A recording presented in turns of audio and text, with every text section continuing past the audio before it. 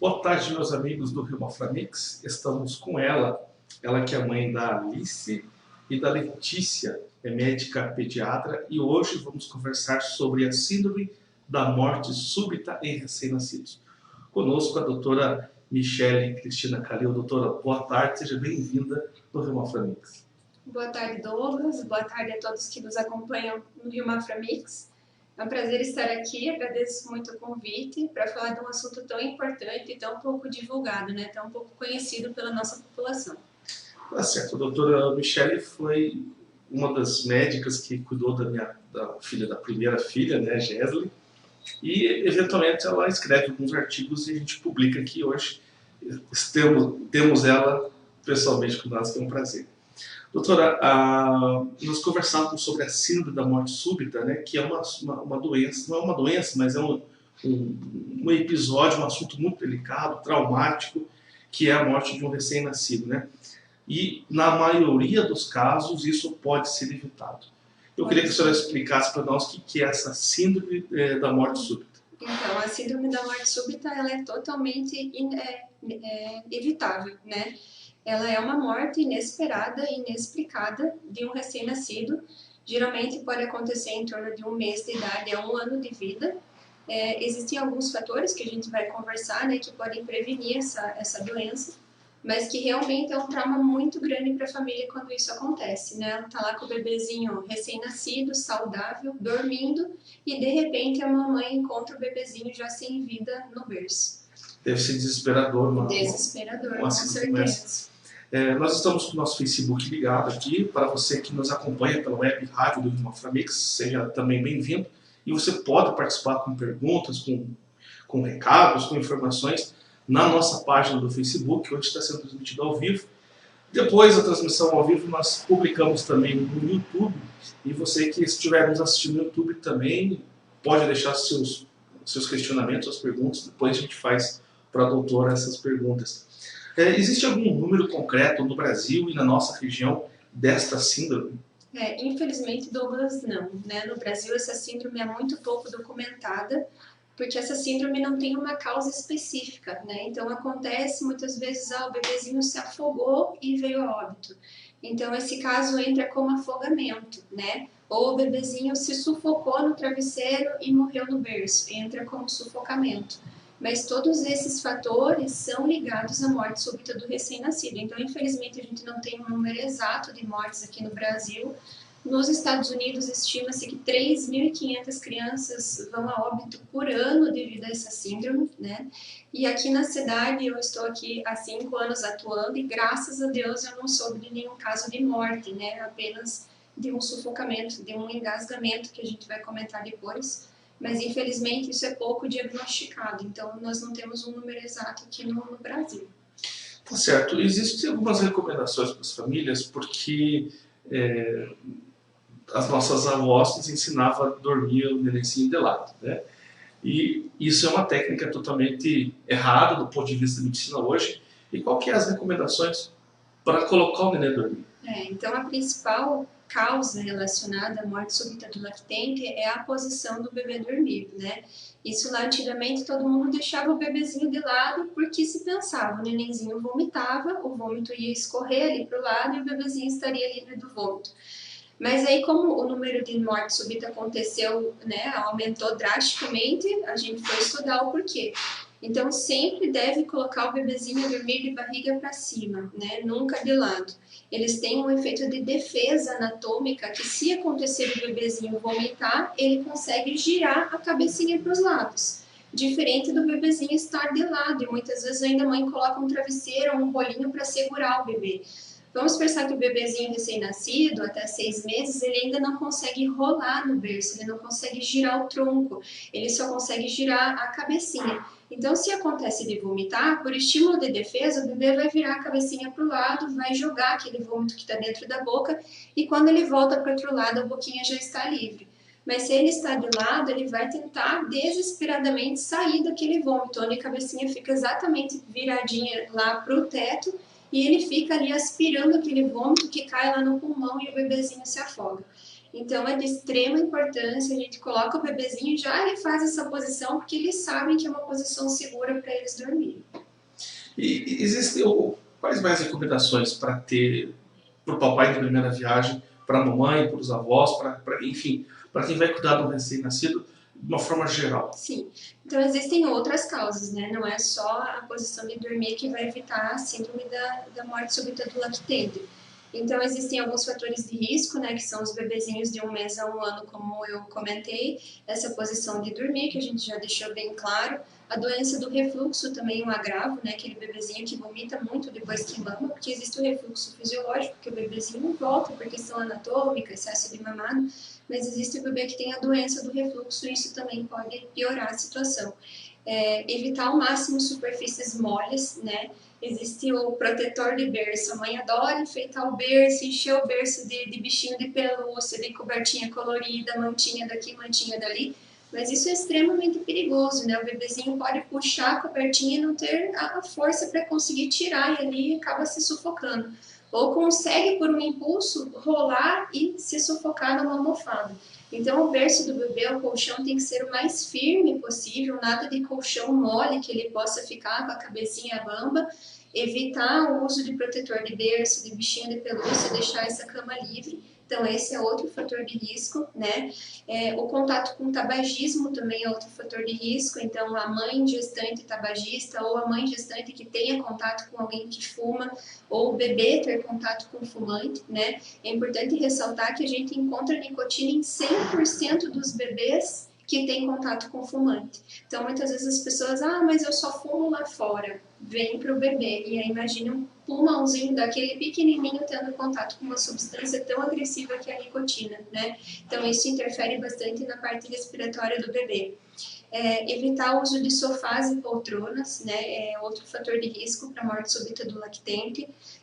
Uso de drogas, uso de álcool, uso de medicamentos sedativos, né, que isso pode deixar os pais sonolentos e muitas vezes o bebê se engasga no berço e eles vão estar tão lá dormindo num sono tão profundo que não vão conseguir socorrer o bebê. Não deixar o bebê dormir na cama dos pais, isso jamais, né? O bebê deve dormir sim no quarto da mãe e do pai, né? Para que qualquer barulhinho a mãe possa levantar e socorrer o seu filho, mas jamais na cama com os pais, né? Nós somos seres humanos, nós cansamos, nós pegamos no sono e Deus o livre pode rolar em cima do bebê ou vai se virar e joga a coberta em cima do bebê e sufoca o bebê. E o superaquecimento do bebê é uma coisa importante. Às vezes as mães me perguntam, doutora, mas esse frio eu preciso agasalhar demais? Então, evitar o uso excessivo de roupas, né? Por mais que seja inverno, o bebê ele sente um pouquinho mais de frio do que o adulto, porque eles não têm muito movimento, então não produz muito calor corporal. Então, sempre a gente orienta uma camada mais de roupa do que nós estamos usando naquele dia, né? Isso também evita o sufocamento do bebezinho. E às vezes é o contrário, às vezes tem aquela mãe que protege demais e tem aquela que deixa tudo que meio... deixa peladinho.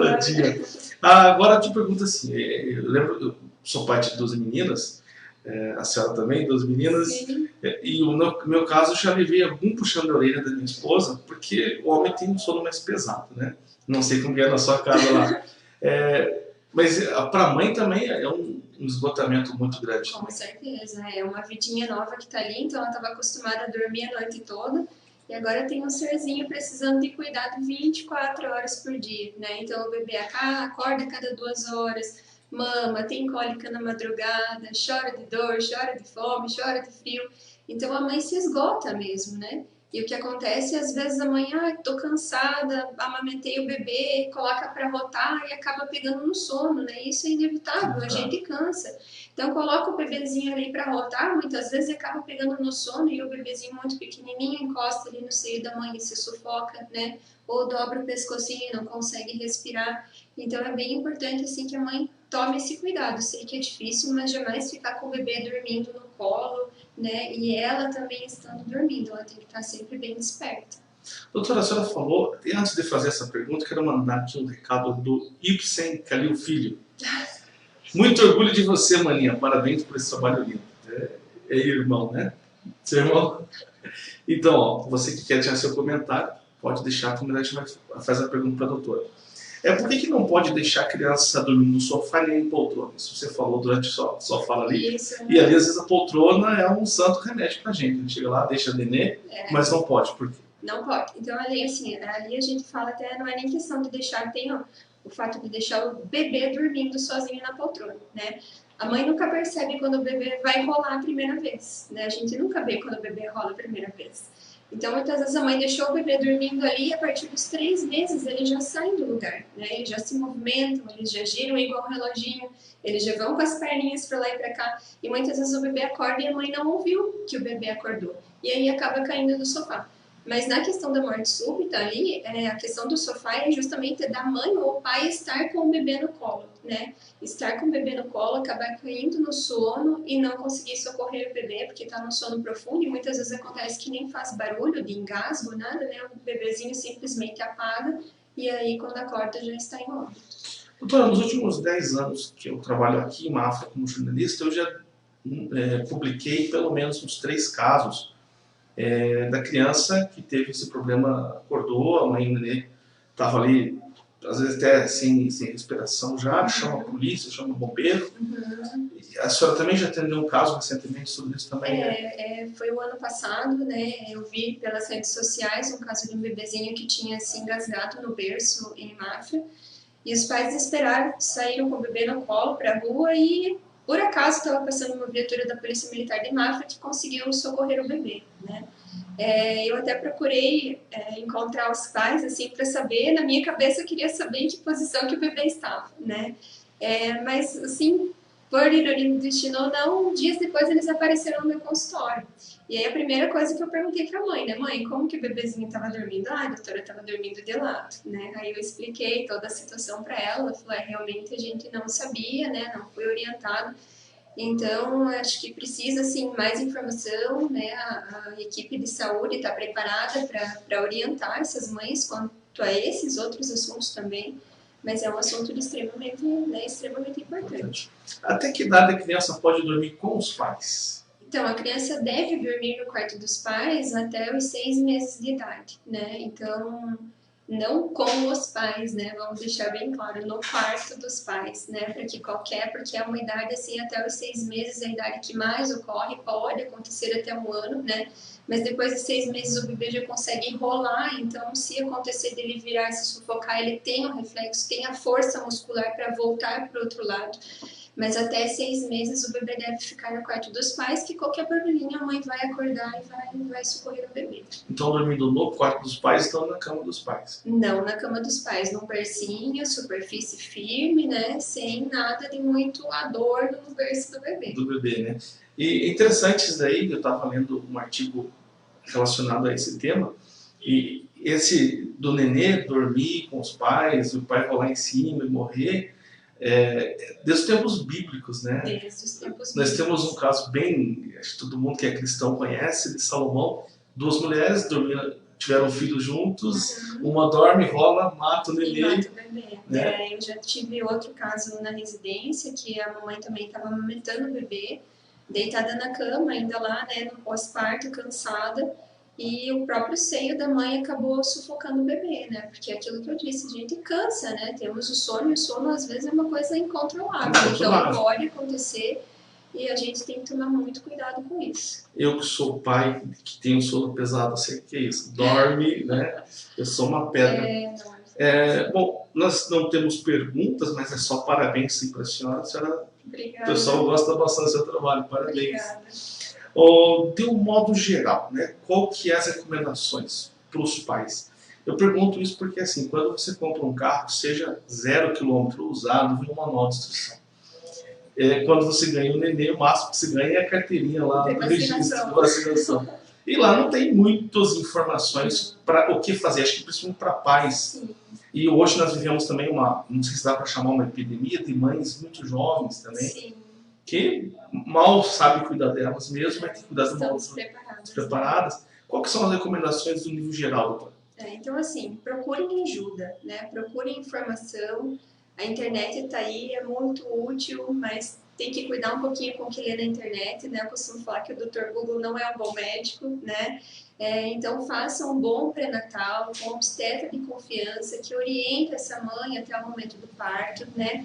O que muitas mães, a maioria das mães não sabe que é possível fazer um pré-natal, uma consulta de pré-natal com o pediatra, né? Antes do nascimento. Antes do nascimento. Então, depois que o bebê nasce, as mães chegam no consultório cheia de dúvidas, né? A gente tenta sanar a maioria dessas dúvidas ali num primeiro momento, mas muitas vezes o neném já está chorando, a mãe está nervosa, já está com cólica, não está conseguindo mamar, já está curiosa para ver o peso do bebê, e nós não conseguimos passar todas as orientações. Então, é importante que as gestantes façam uma consulta com um pediatra de confiança antes do bebê nascer, que leve todas as suas dúvidas, né?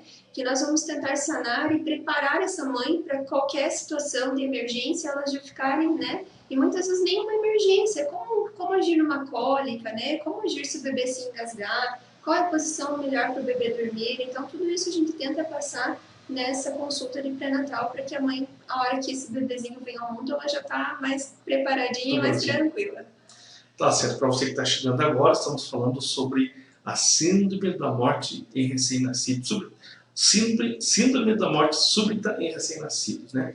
E a principal dica da doutora é não deixar ela deitada de lado, sempre de barriga para cima, porque a criança tem, se vomitar, ela automaticamente tem esse autodefesa. Uma outra coisa, uma reportagem que a gente fez também, que a senhora nos ajudou a fazer, que é aquele hábito dos pais, dos irmãos mais velhos, jogar a criancinha para cima como se fosse jogando vôlei.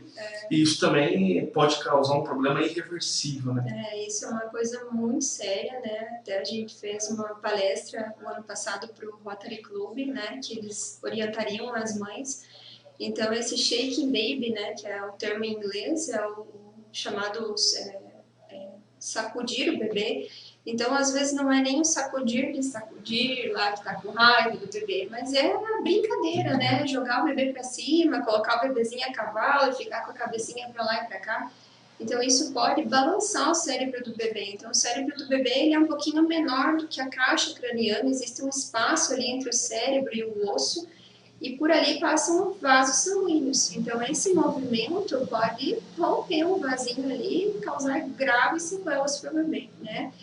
Inclusive, sangramento de retina, deixar o bebê cego, né? E pode levar até a morte. Então, é um outro assunto para a gente falar, outro tema muito importante. E qual que é a idade, voltando ali para a síndrome, qual que é a idade assim, que a mãe agora está tranquila ou não vou mais ter esse problema? Geralmente, os casos que foram diagnosticados foi no máximo até 2 anos, né? O período mais crítico é até 6 meses, né? Por essa questão do bebê rolar, já conseguir virar e se defender sozinho, no caso de engasgamento, mas pode ocorrer até os 2 anos, que é a fase de lactente, que nós chamamos, né?